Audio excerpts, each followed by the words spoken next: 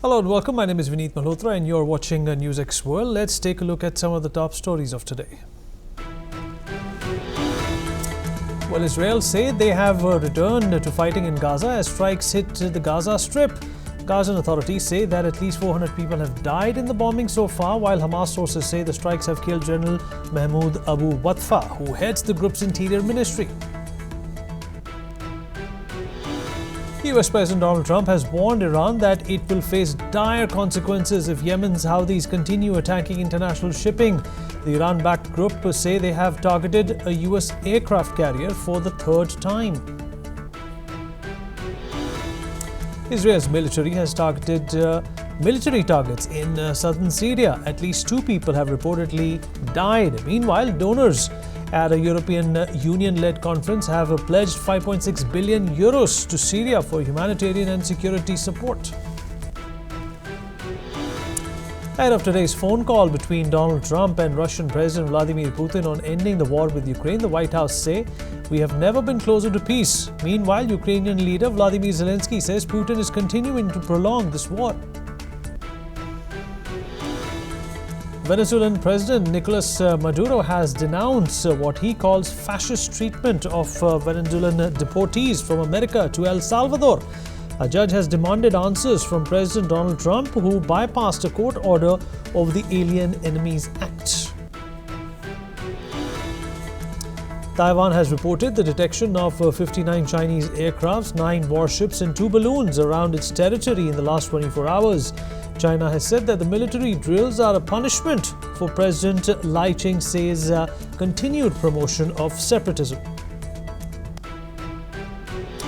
New Canadian Prime Minister Mark Carney says that Donald Trump must stop making disrespectful comments before the two countries can talk about future ties. Carney has been in Europe for talks while also meeting with King Charles at Buckingham Palace.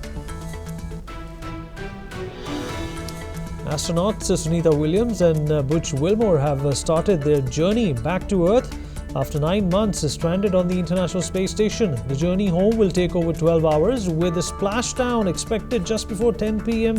GMT.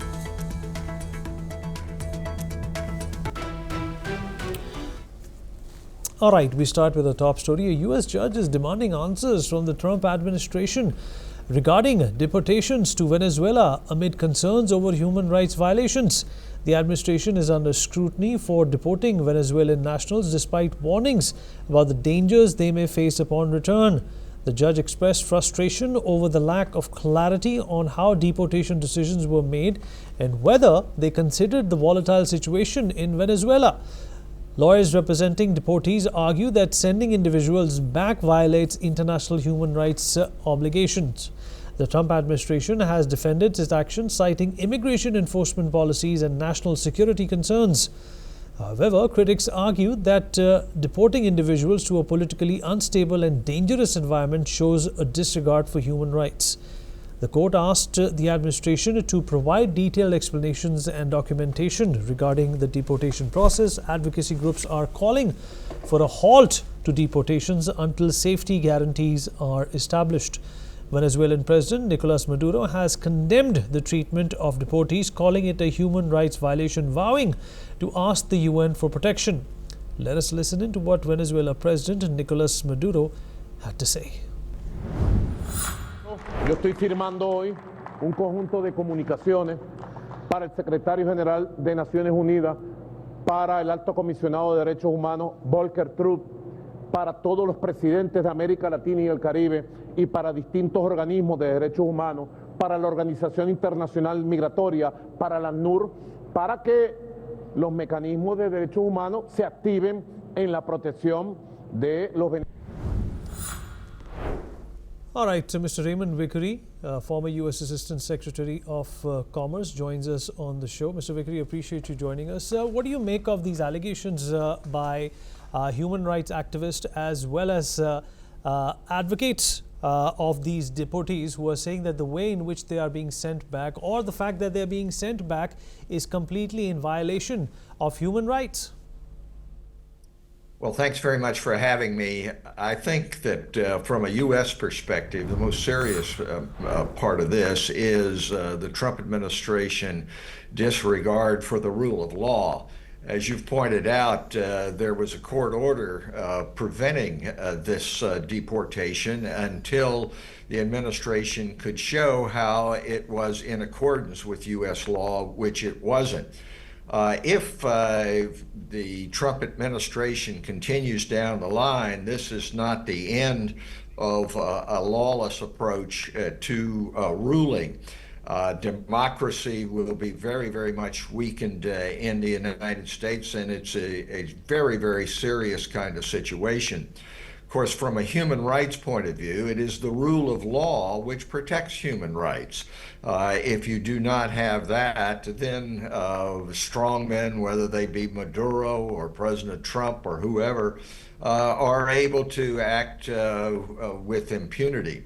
We've already had the ruling from the United States Supreme Court concerning impunity for actions taken by the president, putting him above the law in some situations.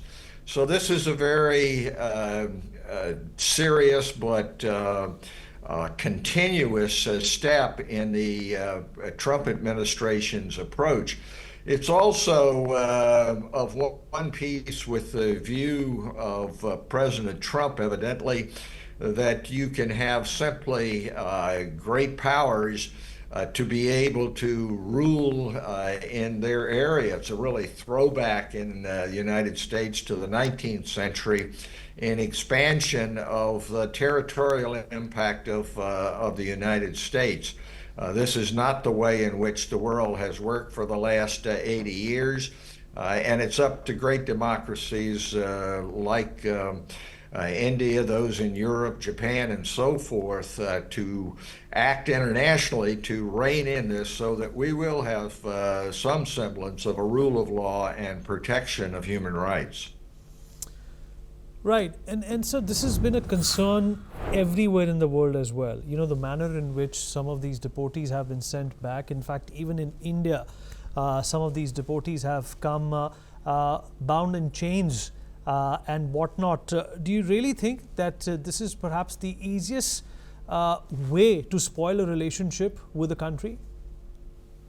Well, I think it's definitely a way to spoil it. If people see on their televisions like this broadcast, their fellow citizens, if you will, in chains and being treated in a way which is contrary to human rights, it has a terrific impact. But I would point out that, in my view, the Trump administration does this on purpose for domestic purposes, because he wants to show that he's tough, he's strong, and that people who oppose him wind up in chains, and that he can attack problems which we have in terms of crime and so forth, not by a rule of law, not by observation of the basics of human rights, but by throwing people in chains and treating them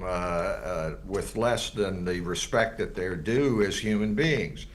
So yeah, it's counterproductive internationally, but from a Trump perspective, the important thing, as it is with all would-be authoritarians, to show strength, to show that you better not cross the supposed great man, which President Trump considers himself.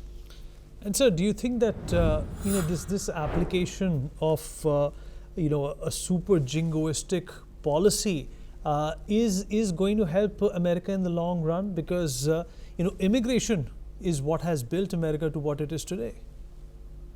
Well, it absolutely will not help the U.S. in the long run. What we need in immigration is what we need across the board, and that is a rule of law which allows the needs to be met both in human terms and economic terms. We don't have a problem in this country with unemployment. What we have is a problem with people to be able to do the jobs we have, particularly those who have skills and willingness to work where we don't have workers who are native born in the United States. We have built this country because we've had an immigration policy which has allowed labor to come in from all over the world. So what would be needed and has been proposed and actually was agreed upon by Republicans and Democrats alike in the U.S. Senate, and then torpedoed by President Trump for political purposes so he could keep this issue alive. We need that kind of reform so that we have guest workers, we have people who can move back and forth in accordance with law.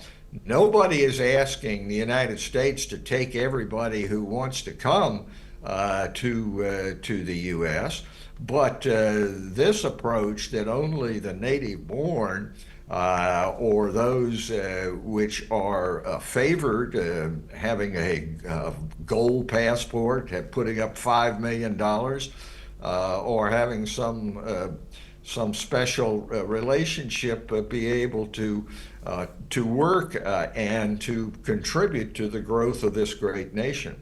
So that's the way it ought to work, but that doesn't seem to be the Trump policy at this time. All right. Sir, appreciate you joining us. Thank you so much for your time and your perspective. Moving on, ex-Philippine President Rodrigo Duterte is currently on trial by International Criminal Court. On March 17th, activists held a protest and vigil in Hague, urging accountability for Duterte, who faces trial at the ICC for his deadly war on drugs campaign. Duterte appeared via video link at the ICC on the 14th of March and will attend the confirmation of charges hearing on September 23rd.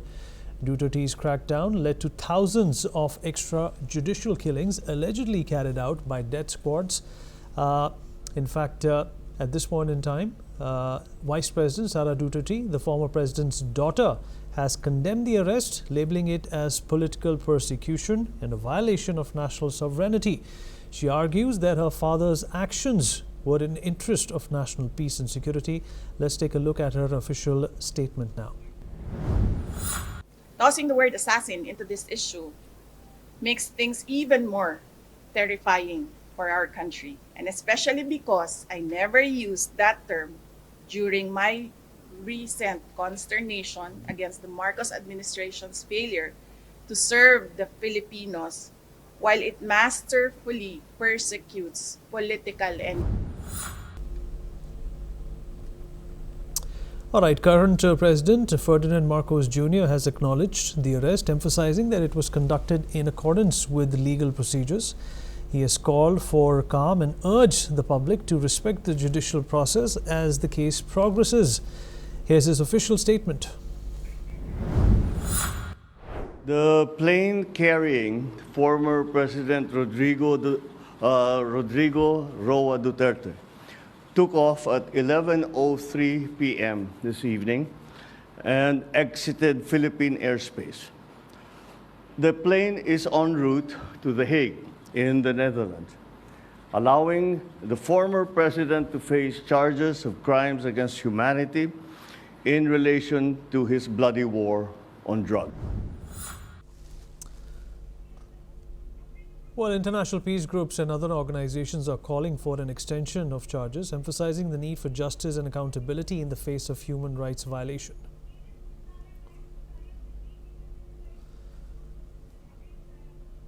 All right, Mr. Ross Feingold, political risk analyst, joins us on the show to talk about this. Mr. Feingold, appreciate you joining us. I hope you can hear me.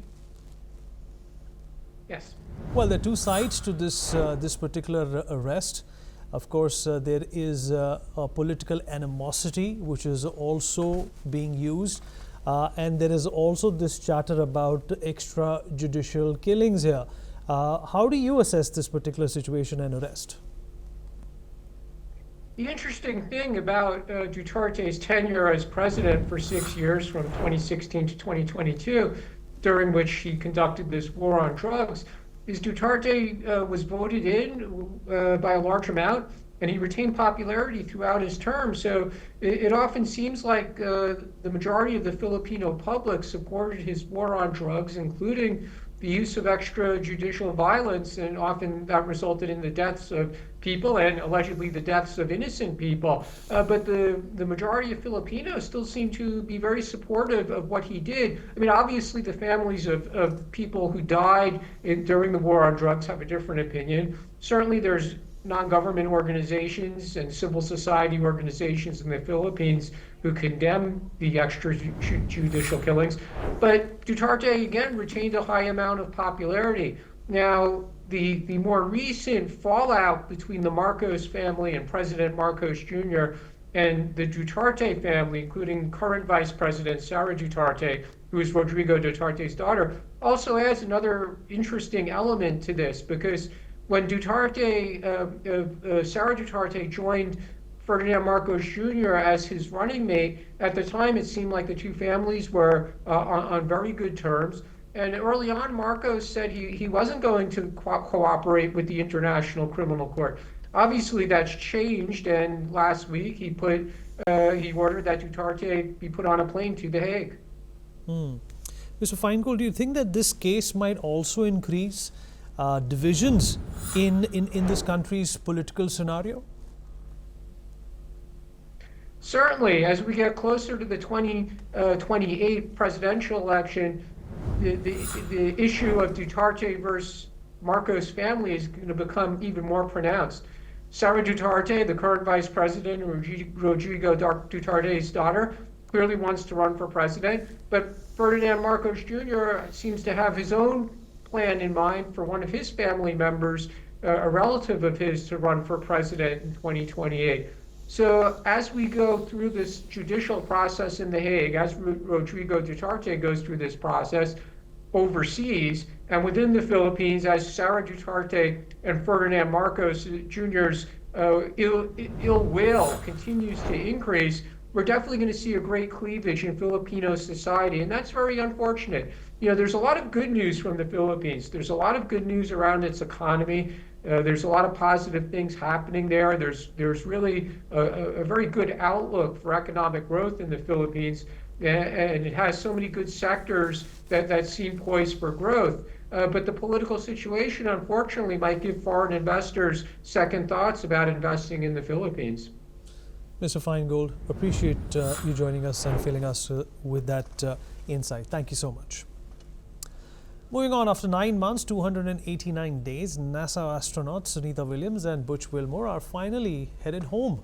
The SpaceX craft carrying the two astronauts detached from the orbital outpost at 5 GMT, ending their prolonged mission that has captivated global attention. The NASA duo are joined on board by American Nick Hague and Russian cosmonaut Alexander Gurbunov. The crew are now settling in for the 17-hour journey back to Earth. If all goes smoothly, the capsule will deploy its parachutes off the coast of Florida for an ocean splashdown, when a recovery vessel will retrieve the crew. Wilmore and Williams flew to the orbital lab in June last year on what was supposed to be a days-long round trip to test out Boeing's Starliner on its first crewed flight. But the spaceship developed propulsion problems and was deemed unfit to fly them back, instead returning empty. Now, what happens after the landing of the stranded astronauts? Well, they will be first retrieved by recovery teams and flown to NASA's Johnson Space Center in Houston, Texas. There will be medical evaluations to assess any spaceflight-related health effects, reacclimatation to Earth's gravity, since the astronauts spent a long time in the microgravity zone. Once there is clearance from NASA flight surgeons, Sunita Williams and Butch Wilmore will finally be allowed to return home.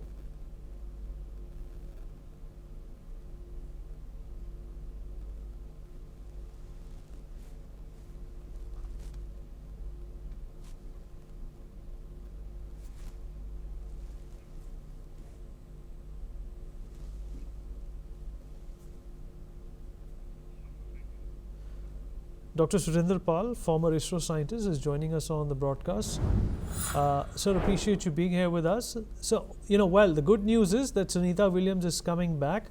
What challenges should she brace for now that we have all come to terms with the fact that being in space for so long is unhealthy? Yeah, I'll divide your question into two portions. One is technological. See, they are taking 17 hours. Some persons ask why Soyuz comes early and in 3.5 hours they come. See, here the deboosting is done and deorbiting is done in a gradual manner, so that the angle of descent is proper and it splashes off the coast of Florida. So that way it takes more time, and in this process the G effect on the astronauts will be less as compared to Soyuz. The Soyuz G effects are more. Another thing is that the Russians have got a larger space, so they start doing deboosting somewhere off the coast of Canada, and then they land somewhere in between in the middle of Russia or maybe Kazakhstan, whichever place is convenient to them.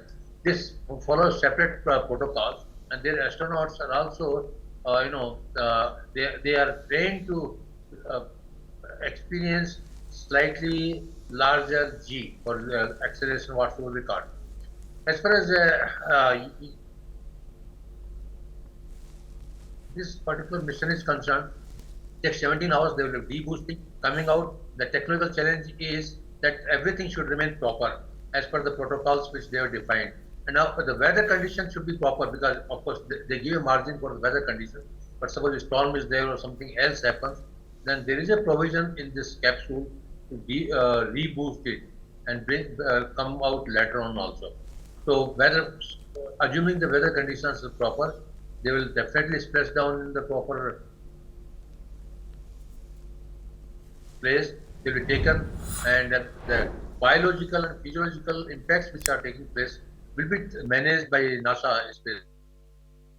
The radiation dosage, etc., could be slightly lethal, and one has to see overall dosage, how much they got it, or how much the vision is getting affected. These two things are there which are irreversible. Otherwise, everything is reversible and manageable.